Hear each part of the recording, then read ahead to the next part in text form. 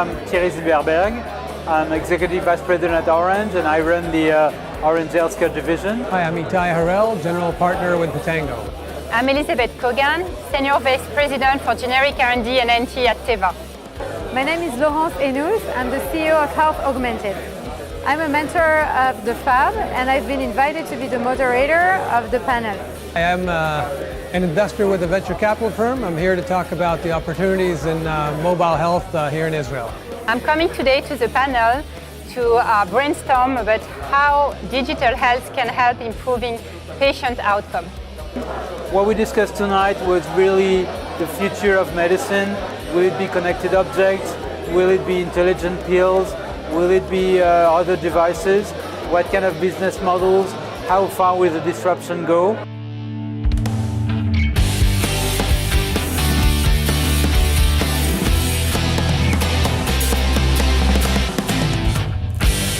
Very funny because I come myself from the telecom industry, where I had my first startups, and I remember the first years of cell phones.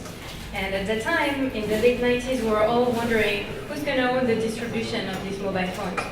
So are these going to be the network providers, the maker of the phones, distribution channels, independent newcomers? Really, at some point, you could get those mobile phones in McDonald's.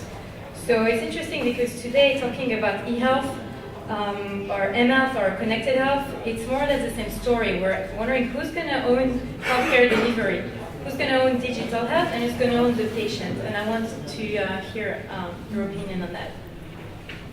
Let me say this.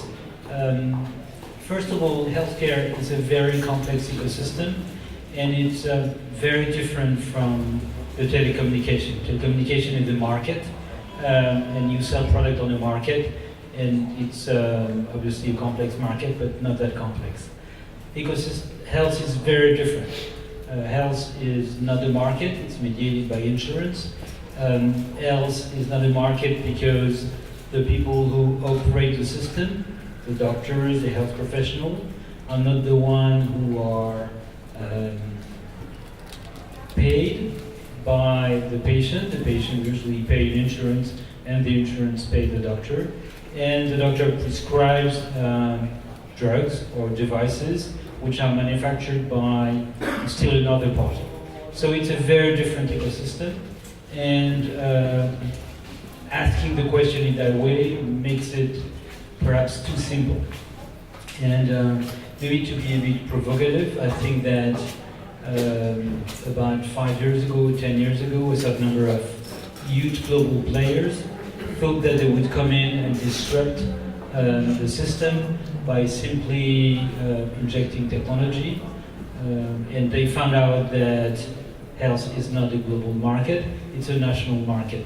In order to enter that field, you have to understand all the peculiarities, all the idiosyncrasies of each of the market if you want to bring value in the market, which makes it a very difficult business proposition, and which is one of the reasons why many companies come in that market and then back off because it's too complex. Where I'm coming from is the world of the drugs. So in the company in Teva, we produce drugs. And we do two things. We produce generic drugs, and we produce also innovative drugs. And so we have this combination. In the generic drugs, we produce around 70 billion tablets every year. And we basically reach out to most patients in the world and compared to any other pharmaceutical companies, but this is unknown because this is generic, there is no brand. We offer almost any person on earth all the possibilities for the drug treatment, either for cholesterol, diabetes, depression, anything you want, you can find a Teva drug. So we have probably around 1 billion people who are taking a Teva drug. And still we know that around 50% of people who take drugs don't take it properly. They don't take it on time, they have drug interactions with other drugs they take, they maybe don't react to the drug because they don't have the right, or their genetic profile is not suitable with the drug. So all these pills, sometimes I dream of the billion pills that people are taking, and that only around 50% are taken properly. So think about the cost for the healthcare system. It's a huge suboptimal system with hundreds of billions of dollars spent without all the optimized outcome. And the whole idea with the thinking with Intevan around eHealth is how do we use the new technologies from a different world and help patients take our drug in a more compliant way with a better outcome, and at the end of the day, much better value proposition for the insurers and the payers that Thierry was mentioning before. So this is the aspiration. I don't think Teva is there yet. Also, many pharma companies haven't yet found the right business model, and who is the customer, who is going to pay for that. So there are still big questions, but it's clearly the future, and that's why a panel like today is really interesting. I guess as the venture capitalists, I'll take the entrepreneurial or kind of innovators seat in saying that I think, or maybe I'll start saying, I was just at a conference recently where the head of Alien Capital said that he views the largest therapeutic companies or healthcare companies to be Apple and Google 10 years from now. I don't know if he's right, I don't know if he's wrong. There's no doubt they've set their sights on it, and they have a lot of resources and assets thrown that way. But I think the main thing for us in this period is that this is a major time of change. I think times like this present tremendous opportunities to entrepreneurs. Just some examples of things that we're seeing which we think are huge. I assume some of you are, for example, familiar with the company American Well, Indel Schonenberg's company. I think they're based in Boston. You know, they, for example, are establishing a new market, kind of an Amazon for physicians. You know, a place for which physicians can put themselves in a place where they can offer services and diagnostic and kind of clinical services online. And this seemed, when they started 8 years ago, like a dream, and they'd have to go through so many barriers with payers and reimbursement and health insurance companies. Last week, CMS, passed a guideline, I assume many of you read, $42, for example, reimbursement per such site for such visit or consultation on the web, off of the phone. And so I think these are changes, huge changes that we're seeing, and I think so much more of healthcare is going to be managed from the home through the mobile device and other devices, not just kind of the current mobile, through robotics and other areas. And I think that presents a tremendous opportunity for all of us sitting here for this reason. And so I'm also not going to try to project who it is that's going to be kind of the big winner, but I think it will actually create many new companies that we don't know of today or didn't know of 2 years ago that are going to be some of the major players 5 to 10 years from now. What are the exciting business models that you're seeing today when these new startups are coming to pitch you with their ideas?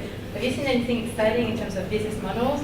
And then for Elizabeth and Thierry, how do you integrate now this new ecosystem of startups coming to you with new ideas and new concepts that maybe you haven't thought of?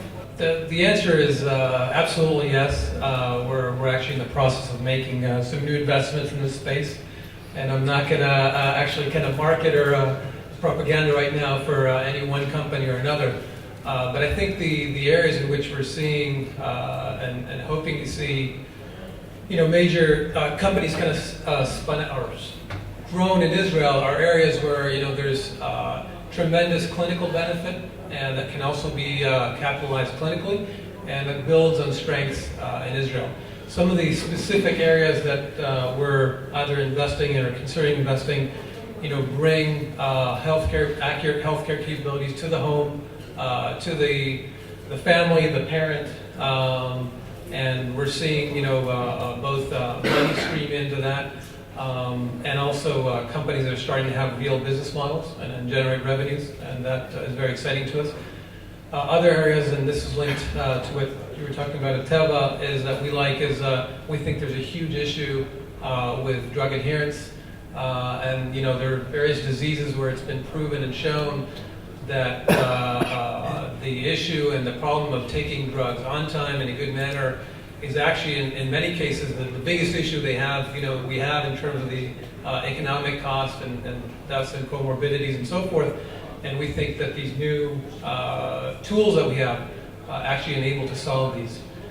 These are actually two kind of, I'd say, specific areas, without naming companies that we're either investing or considering. Other areas, such as I talked about before, really like the idea of, we believe the web in general, whether it's used on a mobile phone or otherwise, is a great tool to actually enable far better health. It used to be called telemedicine, which is a simple word, but today there's just far better tools to do it. And we think there's going to be a telemedicine, call it generation 2.0 or 3.0 that's coming, and that's another area which we're very keen on investing in. Just to add the perspective of how Teva deals with it. So Teva is a big corporate, 40,000 people. So how do you deal with new business model? How do you deal with innovation in such a big company? I think it's always a concern. So we created an incubator in Israel, maybe competing with you in a way. And we did that in partnership with Philips. We could have chosen Google or another type of company, but already Philips is in a way closer to the consumers than Teva is, and they bring a different type of knowledge. So we created a joint venture with them. We have an incubator in Israel, and early startups in the field of e-health devices mostly are approaching the incubator, and we are going to fund tens of them. I think, at least for me, the big question is still the business model. How do you make money out of all that? I'm not sure I have the answer. And I think a lot of the innovation is not necessarily going to be around the technology and the smart application, but also very much around the business model that you can find to, at the end of the day, bring value and make some money out of it. As Orange Healthcare, I have a couple of startups in that program. Here, one is in Israel, one in Paris, one in San Francisco. Going forward, we are focusing in 4 different domains, and that might be an answer to some of the questions you have here. We believe that we will be making a difference in the future in one domain, which is what we call patient or healthcare pathway. Basically, it's how do you accompany the patient along a healthcare or health pathway. One example is I need to go to the hospital for a surgery. How am I prepared before the surgery? Obviously, I'm treated at the hospital. Then there is hospital discharge. How am I being followed after the hospital? So all this digital pathway is something that we want to be a partner of the healthcare system. And everything that can help us improve that, help the healthcare system improve that, is something that interests us. A second domain is a domain which is maybe closer to what you would expect a telco to do, which is hosting data. We are already a very important healthcare data operator. We, in France, we've outsourced together with GE all the medical imaging of the Greater Paris region. That represents more than 6 million medical exams today, which are on our machine, more than 40 hospitals, and basically what they do is they store all our other medical images on our system. It's a virtual PACS, if you want, for those who know about medical imaging. So we believe that hosting medical data is a growing business. In fact, if you compute the amount of medical data, it's an exponential growth today. I'm talking about personal medical data, not general population medical data. This is very exponential, and there is a huge business in there. What we will be doing in the future is not only host that data, but try to plug some analytics on top of it. So obviously this is a huge business going forward. And it's a business where we see people coming in, big names. You didn't mention IBM, but obviously IBM with its Watson program and other companies are looking into that. So that's a second domain. A third domain is a domain which is more about, it's more a consumer play, it's more about wellness, prevention. Today, our activity in that domain is mainly in the emerging countries, where we've launched a couple of services. We launched, for example, a health line in Cameroon earlier this year, which is basically a medical information line that people can call, actually they text to it, they text a question, they get an answer. And the fourth domain is the domain that obviously I believe is something that will be very interesting in this panel, especially since Elisabeth is here. It's the digital transformation of the pharma and the medtech. It's an industry which has been working along a certain business model, but like any other industry, it's being totally disrupted by the arrival of digital technology. We call that digital transformation. And you mentioned the airline, obviously, in the past 20 years, the airline have been totally transformed by this digital technology. If you look at pharma, if you look at medtech, they haven't really totally been transformed today. So we believe that this transformation will take place between now and let's say 10 years from now. And we want to be a partner of that digital transformation, like we've been a partner of many other industries. One example that obviously we'll look at is, you were mentioning treatment adherence. There is a big push today for patient support program, and I believe that maybe that will be the first wave of digital transformation of pharma and medtech. Today we're already partnering with some pharma, some medtech. We make communicating pacemaker, communicating defibrillators, communicating respirators. A lot of the medical technology is connected today. Not many pills are connected today, maybe they will in the future. At least I know one company in Silicon Valley which is banking on that. So we see all this digital transformation coming in, and we believe that we can bring a lot of value to the transformation. There are plenty of very interesting technology for adherence and increasing the compliance of patients, including this company that I really like, eTech, that has this protein-activated capsule that sends a signal when the patient is taking that capsule. There's all sorts of things you can do with smart packaging and smart pills and anything. So how can pharma company bear the cost of this technology in the pricing of the treatment, particularly a generic company? That's a question for Elisabeth. The whole topic of adherence is a very intriguing topic because it's very clearly an issue. And it has a huge cost. The fact that people don't take the drug properly has a huge cost in terms of hospitalization, longer treatment and all that. But for some reasons, payers are very reluctant to pay premium to help patients increase their adherence. So a few years ago, you may have heard about the mega pill. So everybody saw that you take a statin for your cholesterol, you take a beta blocker, you take an aspirin, and you will live forever. But you might forget to take your drugs, so we will make it in one wonder pill, and with that you are okay. That takes some cost to develop it, not huge cost, but some cost. But then you go to the regulator, and they still want you to run some clinical programs, and then you start to speak about reimbursement. And the message is very clear: zero premium. So if you are in therapeutic areas where adherence is not viewed as a huge risk, it's very difficult to get premium from payers.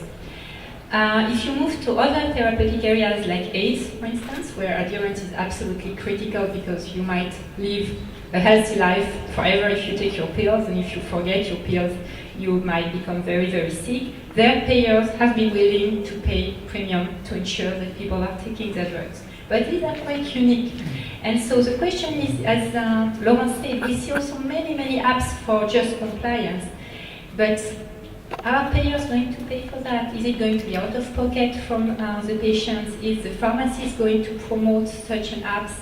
And these are, for me, pending questions. Very, very intriguing questions, because it can't be that the world will remain so suboptimal. And if I think long term, I don't know if it's a dream or a nightmare, I can think about payers wanting to control us, each of us, to make sure that we take our drugs, and if not, they are not going to reimburse the treatment. And there are already some applications that I just saw last week where you have to take your pill in front of your iPhone, and the iPhone is having facial recognition, and you swallow the pill, and then the application is saying Elisabeth took her pill. And you can imagine how controlled we might be, because if that at the end of the day is connected to a payer, and the payer is saying, Elisabeth, you didn't take your drug, we're not going to give you a reimbursement next month.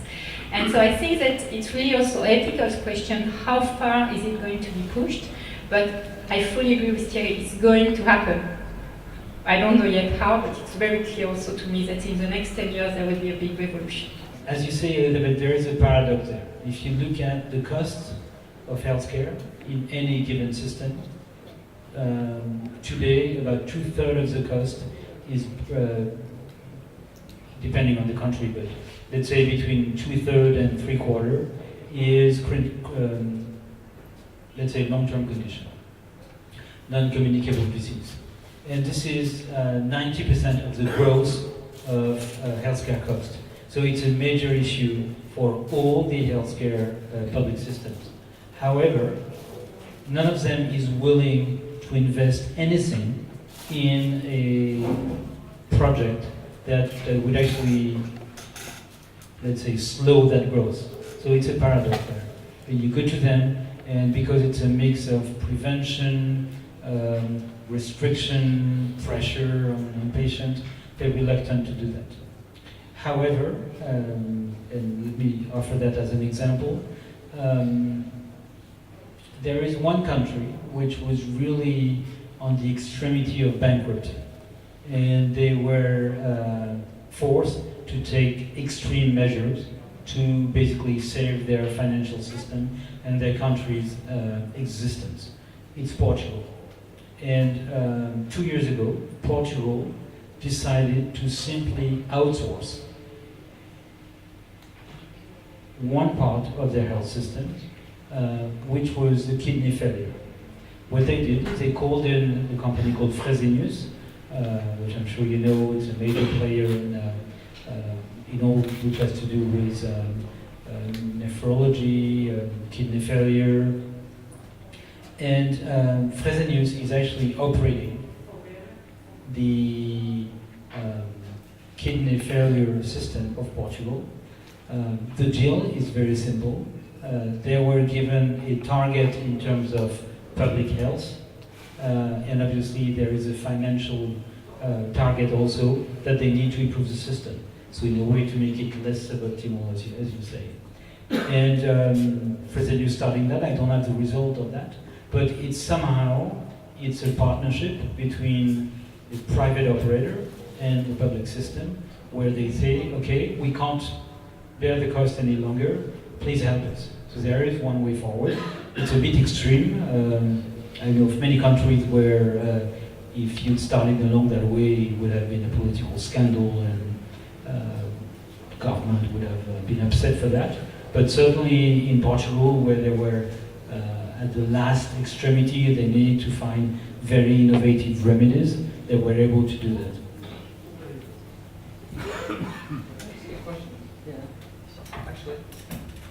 I actually wanted to ask you a question about this. You know, there are actually, just knowing a few of the entrepreneurs here in the companies, there are several companies here, either through sensors or through, you know, applications and other ways that are dealing with drug adherence. And I'm curious, you know, to hear from your perspective, what would you want to see, you know, can you give kind of some of the audience certain disease or what sort of data that would cause, you know, to have, you know, to really get behind something like this? What is it that you want to see as a proof from, you know, a startup? Ideally, I would like to see a change in the treatment outcome. So I'd like to see if you take a population of whatever, diabetic patients that have been taking their insulin with your applications or without, but after 2-3 months that something has changed in the outcome. The way of thinking is that if there is a change in the outcome, there is value. How do you prove that when you are a startup and you cannot necessarily engage in such a trial? It's not always easy, but I think it's feasible. And then in terms of disease area, I would really focus on those where adherence is most critical. So I mentioned AIDS, which is probably the most striking example, but you take other diseases like glaucoma, for instance, treatment adherence is critical, then it's becoming irreversible if you haven't taken your drugs properly, and we can think of other diseases. So I would say that's one area. And the other very interesting adherence model, if you can combine the pure adherence with biofeedback, which is clearly part of the future, and then adds a lot of value in your proposition. So we just talked about medical data a lot, and Orange, you're hosting this data and obviously protecting it. And in Teva, you're making use of this data and sometimes producing it as well. So Ita, I actually wanted to ask you, is there any value really in this data? Can we make some business case around this data? I think right now the general sense is, when you in the industry with investors is that actually within the data and with smart algorithms, getting to actionable information is where the value is. I think that's, as slogans, that's probably true. But as was said here before, I think there's great technology. There's great technology in this room. There's great technology we're finding in a lot of places. Figuring out how to leverage that technology in a way where you can find customers, whether it's the payers in the end, the pharma companies, or health insurance companies that will pay, is really the tricky part. And the companies that prove that in a small scale, I think, are the ones that are going to really do well. We've been involved, just 2 companies that are no longer, we no longer involved in, which actually did well based on data. One of them started with data as kind of a target. The other actually started with hardware, but has ended up the data that actually sold the company. I don't know if I think many people are familiar with this company called Aeroscout, which Stanley acquired. Aeroscout was known as an RFID company. But in the end, what really brought the value, and the reason Stanley bought it, is because of the software that manages all the information that follows and monitors all the devices in the hospitals and everything that's marked with RFID. So in the end, when you look at, they started with a model of selling hardware, moved to software, and in the end started selling actually for use of the data. And I think it's a good example. Another company that I think I'll mention that has also gone through a transition that we're familiar with, a company which some of you may know called EarlySense. They do contactless monitoring in hospitals and homes. Started by selling systems, really hardware and complex systems, and last year really transitioned to selling a per patient use and algorithm use model, and they've seen sales increase significantly and actually a really good increase of usage and move to the home. And I think we like that model. We think it's where we'd like to see our companies. Whether or not there's a lot of money to be made in it, I don't know the answer. But I think it also lends to the Israeli strength in industry in terms of all the SaaS model and so forth. And so we believe in it. Whether it'll pan out or not, time will tell. Maybe just a word of caution here. I've seen many articles or many people claiming that it's the era of big data and basically companies or operators which have the best machinery will eventually replace doctors. I think that there is a big distance between having all the data and being able to make a meaningful use of that data.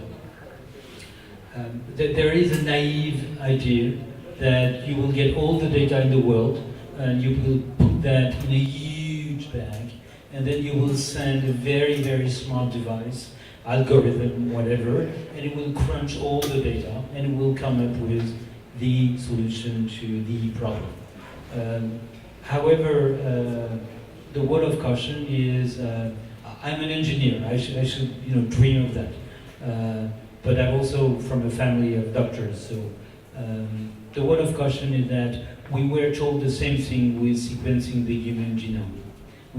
We were told that once the genome would be sequenced, that would be the end of many, many questions. We would know that this part of the genome would target this disease, that this condition would be triggered by this defect in the genome. And now what we find today is that the genome is sequenced and we are not really much more advanced than we were 10 years ago. It's the same thing with this big data idea.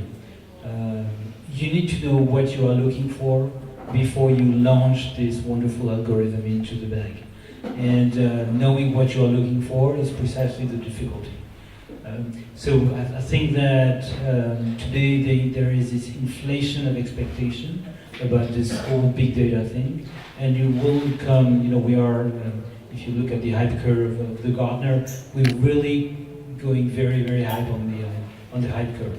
I think we'll go down and then we'll find the plateau of usefulness of this.